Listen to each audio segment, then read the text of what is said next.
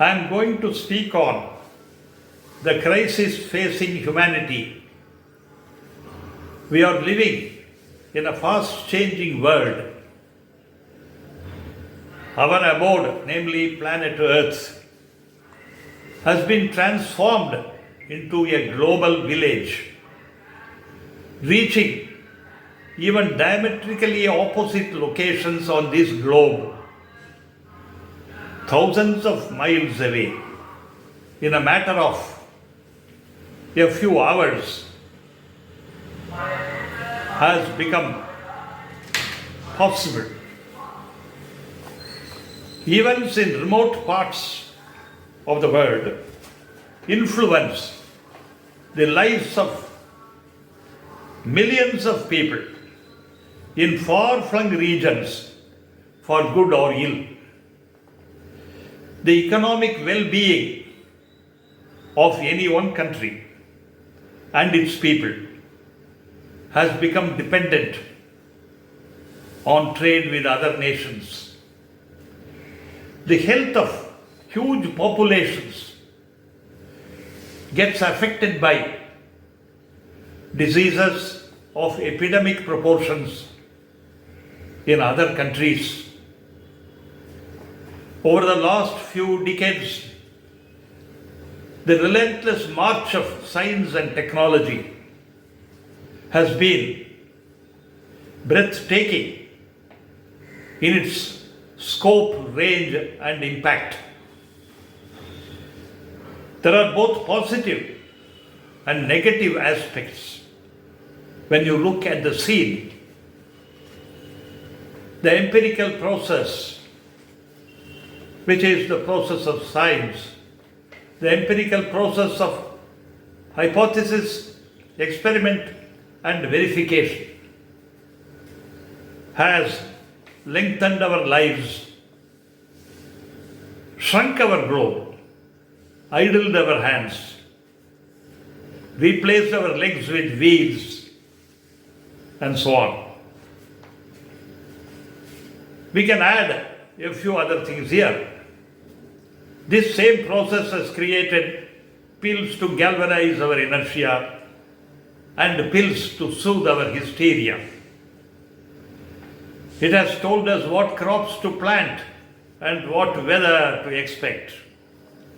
It has synthesized our insect sprays and toughened the fiber of the insects. It has taken the natural virtues out of our foods and put synthetic virtues back into them.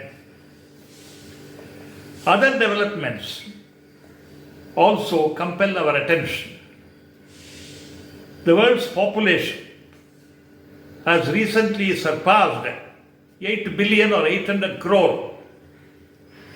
According to the latest projection, it will grow to 8.5 billion or 850 crore by the year 2030 and 9.7 billion or 970 crores by the year 2050.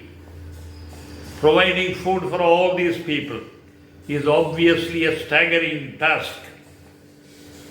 Undoubtedly, the ideal must be to see that no one is hungry and is forced into starvation. There are other worrying factors here. For example, the lengthening shadow of terrorism everywhere and climate change. Again, the conflicts between nations has now assumed alarming, monstrous proportions. For example,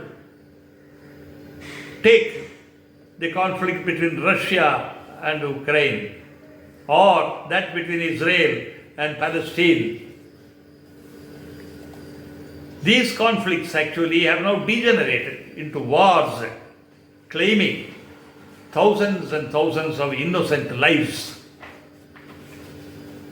It only goes to show that the collective national pride and ego of countries is much more dangerous and damaging than the ego of individuals.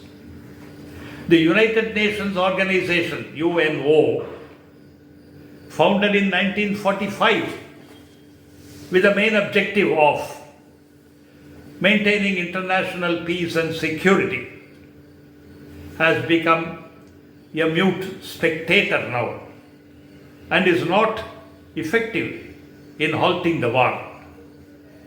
The light at the end of the tunnel seems elusive. It is not as if the future is very bleak. With the available knowledge, governments all over the world can harness all resources at their command to make life for every human being fulfilling. Only statesmen with a lofty vision and wisdom, not mere leaders, can make this happen.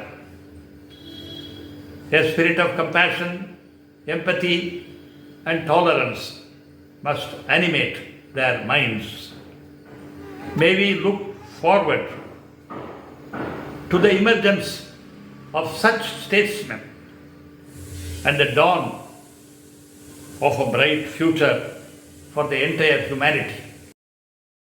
Please like, share and subscribe to the English Panorama.